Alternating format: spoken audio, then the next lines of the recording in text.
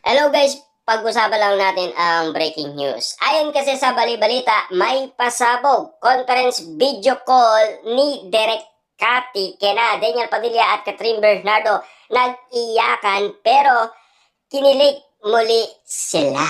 Grabe, no? Talagang kikiligin ka kahit video conference lang. At ayon kasi sa bali-balita, mas kinikilig umano si Direk Cathy dahil sa dalawa. Nakita niya kasi muli ang nararamdaman umano ni Daniel Padilla at Catherine Bernardo. Kaya nagulat din siya sa pangyayari na hindi niya inaasaan na iiyak ang dalawa sa video conference. Na alam niyo naman sigurado na talagang mako-convince ni Direk Cathy ang dalawa. Kita nyo naman, mas kinikilig daw si Catherine Bernardo at si Daniel Padilla tuwing nakikita nila ang isa't isa.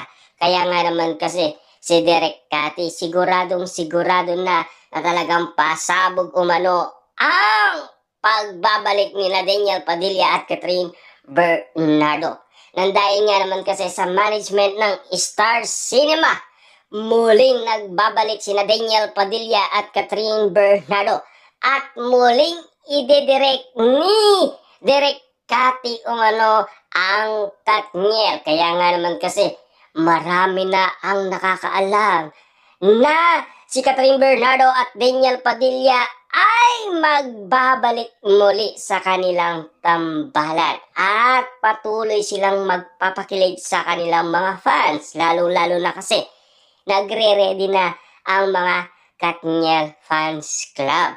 Muli silang nabubuo. Muli nilang pinag-uusapan sina Daniel Padilla at Catherine Bernardo sa kanilang pagbabalik. Grabe. Patuloy lang kinikilig ang mga bali-balita patungkol kina Daniel Padilla at Catherine Bernardo. Papaano yan? Nagpaalam ba si Direk Cathy kay Mayor Mark Alcala para kay Catherine Bernardo? At nagpaalam ba kaya si Direk Cathy kay Kyla Estrada? Na alam niyo naman siguro, si Catherine Bernardo ay jowa niya si Mayor Mark Alcala. At lalong-lalo na, si Daniel Padilla ay jowa niya umano si Kyla Estrada. Ayon kasi sa bali-balita.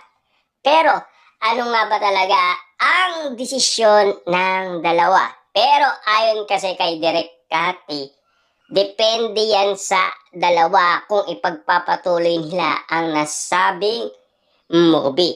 Pero nang dahil utos ng management, wala silang magagawa kundi ipagpatuloy, di ba?